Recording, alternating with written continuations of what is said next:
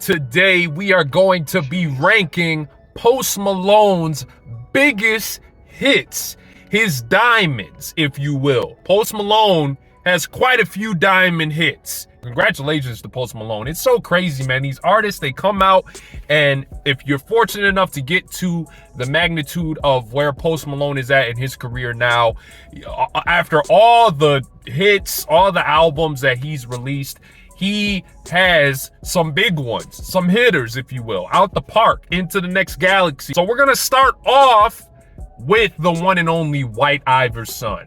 Now, White Iverson, to me, when I first heard White Iverson, when it started making the rounds online, I did think that this was sort of kind of mediocre. I wasn't really too hyped on it. Everybody was really excited about it. Even with going back to White Iverson, you can clearly hear in the earlier portion of the record how Post Malone, you know that he has an idea on where to identify his melodies in his songs, but you kind of hear how he's sort of kind of holding back a little bit. Going forward, you do hear kind of the prominence kind of pop out in the later portion of his hit records. I'm gonna put White Iverson, I'm gonna kind of put it in between, I want to say the B and C. It's like right in between there. All right, next one is Congratulations. Congratulations, to me, is White Iverson on steroids. I think Congratulations is the clear indication that, okay, this guy is comfortable now. You can kind of hear his presence in his vocality coming out with the hit single Congratulations. And obviously the feature, Quavo killed his feature. This was a very, very big layup for Post and Quavo. This was a good, like I said, just a good sign that Post Malone is definitely here and he can do the rounds with another big hip-hop artist and keep that formula going over the production that he's going over and really just dominate a little bit more. You hear a little bit more of that presence coming out, like I said, in this one. So I'm gonna put this one right above White Iverson. Had to remind myself about I Fall Apart. I Fall Apart, to me, when I heard it, it reminded me that Post Malone was an artist who, he's got that soul. Not only can he croon over the auto-tune and do whatever, because it's one thing to be able to do that, but it's another thing to be able to do it and have soul back behind it. Post Malone's soul really comes out in his vocals on this record. And I was very, very happy to hear that, because to me, it just proved that, okay, this guy can go somewhere else with his range in really digging deeper, going beyond the pop appeal. I feel like, unfortunately, I Fall Apart suffers from the production. The production's not trash. It's not trash at all.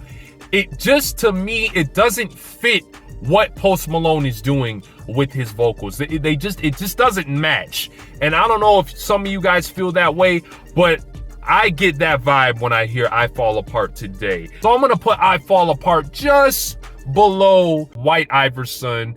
And obviously it's gonna be below Congratulations as well. The next one we have is Rock Star, 21 Savage on the feature. Another huge hitter. I think Rock Star kind of did.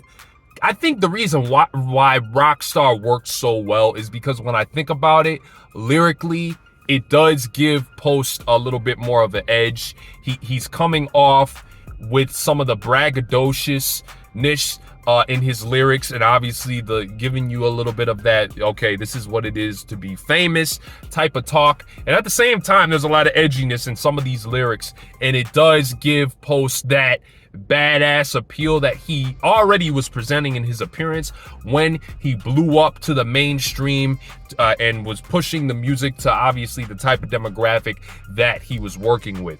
And not only that, production is definitely, when you put it with the lyrics, the background of the production is very much so darker, and it does give, like I said, it bounces that appeal of who Post Malone is artist-wise and what his status was when Beer Bongs and Bentleys came out. I'm gonna put it above, what do we got? I'm gonna put it above White Iverson, right below Congratulations. Next one we got is Better Now.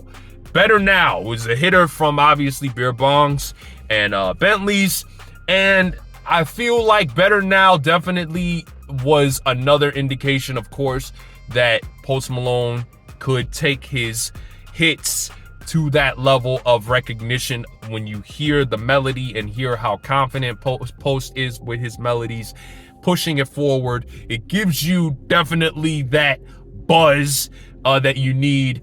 This one was huge in the gyms. It probably still is. Definitely is a standout in Post discography, and really does show that he can do this standing on his own too.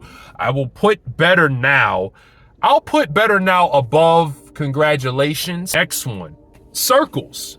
Circles is not bad at all. Circles, I think, is one of those tracks where coming into well after Post is well into his success after Beer Bongs, and definitely was another smooth out crooning, simple basic hit. Not too much to say about the a static portion of this record. It's a very just simple transitioning with the acoustic, and you know, Post is doing what he does best, and by this time in his career we already knew what he was capable of. So I'm gonna put Circles, I'm gonna slide Circles down a little bit because it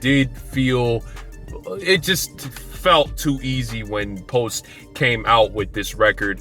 I'll put Circles below I Fall Apart. I think that's fair. Sunflower to me was the perfect combination of vocal chemistry between Post Malone and Sway Lee. This was a layup as well, because obviously with it being the soundtrack to Spider-Man, soundtrack coming out and just really being a slice of butter on a biscuit with the way the presentation was with this soundtrack going along with the movie. But I think that without the movie, this is a beautiful track. It's a beautiful song. It still stands the test of time. I will never get tired of it. If it comes on, I will definitely turn it up, and I will just get immersed in the atmosphere of this song and just how beautiful the chemistry is between Post and Sway Lee. We're gonna put this high up. This is I will put this above Better Now, if I'm being frank with you. I'm not mad at anybody that says it's below Better Now, but this is a A-list song to me in regards to the diamond tier list of Post Malone's discography. Next one, Psycho with Ty Dolla $ign. Not too much bad to say about Psycho. I think that you do get a lot of those good Post Malone moments, that Post Malone isms with his crooning, getting up in range with some of the portions of this record. The Ty Dolla $ign feature, I am struggling even after hearing the song and reintroducing myself to it. It's been a while, but that tells me that, I don't know, that the Ty Dolla $ign feature was not really as standout as I would have liked it to have been. But all in all, still a decent cut.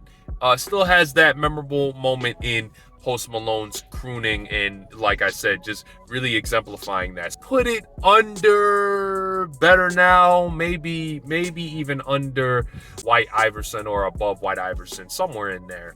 So that is going to do it for this tier list. I was really shocked to know that he had this many diamond hits. It's crazy, man. Some artists never lived to see triple platinum. But this is a huge testament to Post Malone's career. I figured I'd do this video, first official tier list, kind of, to, yeah, celebrate. Post Malone's got a new album coming, so why not? And if you guys like this, go ahead and hit the like, comment, subscribe for me.